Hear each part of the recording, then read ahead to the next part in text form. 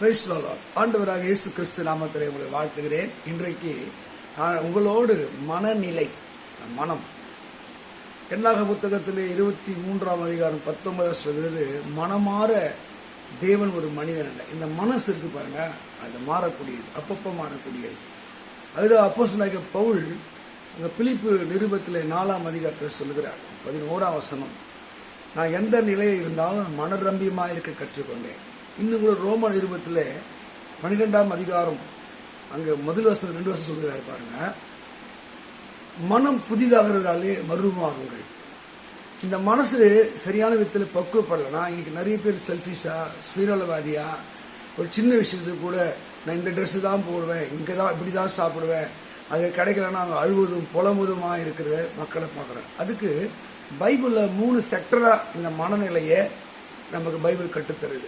நான் உங்களுக்கு அதை பார்த்து நான் படிக்கிறேன், நான் எழுதி வச்சு படிக்கிறேன் பாருங்கள். முதல் மனம் கசந்து போன மனம், சங்கீதம் 73:20 சொல்லு கசந்து போன மனம். 2வது சங்கீதம் 88:15 மனம் கலங்கின மனம். 3வது சங்கீதம் 19 முறிந்து போன மனம். ரோமர் 9:1 சொல்லுது வேதனை உள்ள மனம். சங்கீதம் 112:10 சொல்லுது மன வடிவான மனம். நீதிமொழிகள் 14:13 துக்கமான மனம். ஏசாயா 43:22 சலித்து போன மனம். பாருங்க, இந்த மனம் கலங்கி போகும், கசந்து போகும், முறிந்து போகும், வேதனை நிறைந்து போகும். அதனால்தான் இந்த மனதை குறித்த ஒரு அறிவு நமக்கு இருக்கணும். எப்பவுமே இந்த மனம் இறைவனுடைய வல்லமினாலே ஆளுகை செய்யப்படும். அடுத்த நிலை படிக்கிற பாருங்க, இன்னொரு வித டைப் ஆஃப் மனம் கலங்கினம். இது வேதனையும் துக்கத்தை படுகிற ஒரு மனம். அடுத்த செட்டு பாருங்க, அகந்தையான மனம். நீதிமொழி 24 மனசுல ஒரு அகந்தை இருமாப்பு இருக்கும், அந்த தாழ்மை இருக்காது. 2வது நீதிமொழி 21:10 பொறாமையான மனம். நீதிமொழிகள் 5:2 அலட்சியமான, என்ன அட்வைஸ் பண்ணி என்ன புத்தி அலட்சியப்படுத்தும் அலட்சியமான மனம். நீதிமொழி 7:10 தந்திரமான மனம், சில வஞ்சித்து ஏமாற்றி அப்படியே டெக்னிக்கலா பண்ணும். அதுக்கப்புறம் நீதிமொழிகள் 16:5 மேட்டிமையான மனம். அந்த மனசுல ஒரு பெருமை அகந்து இருந்துகிட்டே இருக்கும், வேட்டுமையான மனம். அடுத்தது ஏசாயாவில் நீங்க வாசிக்க 20-24 சொல்லுது வழி போகிற மனம். ஒரு தெளிவை கிளியரா இருக்காது, திடீர்னு நல்ல மனம் மாதிரி இருப்பாங்க, திடீர் மாறிடுவாங்க, இதை செய்யணும் செய்ய மாட்டாங்க. வழி போகிற மனம். 3வது செக்டர் படிக்கிற பாருங்க, முதல்ல கலங்கி கசந்து போன மனம்.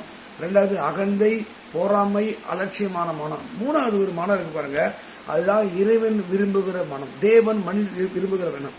நீதிமொழிகள் 14:30 சொஸ்த மனம், ஒரு ஆரோக்கியமான மனம். மண்டையில ஒரு தெளிவு இருக்கிறோம், எனக்கு இதுதான் வேணும், நான் இதுதான் சாப்பிடுவேன், நான் இங்கே தான் இருப்பேன், இப்படி தான் வாழ்வேன். ஒரு மாதிரி ஃபிக்ஸ் பண்ணின ஒரு மனம் இல்லாம காலத்துக்கு ஏற்ற போல, சூழ்நிலைக்கு ஏற்ற போல. அப்போஸ்தலன் பவுல் சொல்றாரு, நான் வாழ்ந்திருக்கும் தெரியும், தாழ்ந்திருக்க தெரியும், குறைபடுவும் பட்டியலுக்கு நான் போதிக்கப்பட்டேன். இந்த மனம் ஆரோக்கியமான மனம், எதையும் தாங்கும் மனம், எல்லாத்தையும் புரிந்து கொள்கிற மனம், காலத்துக்கு ஏற்ற சூழ்நிலைக்கு ஏற்ற தெளிவான மனம்.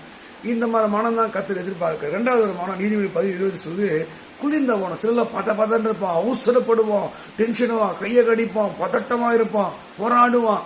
அருமையான மக்களே, இந்த மனம் எப்பவுமே சில்லு. நம்ம பத்தி தாழ்த்தி பேசினாலும் உயர்த்தி பேசினாலும் இழிவு நடந்தாலும் நன்மை நடந்தாலும் நாம் மனதிலே பதறாத குளிர்ந்த மனம். 3வது சொல்லுது நீதிமொழி 21-23 தாழ்மையான மனம். இந்த மனசுல எப்பவுமே நம்ம ஒரு மண்ணு, நம்ம ஒரு சாதாரண மனுஷன், பெருமையாக மேட்டியாக பேசுறதுக்கு ஒன்றும் இல்லை.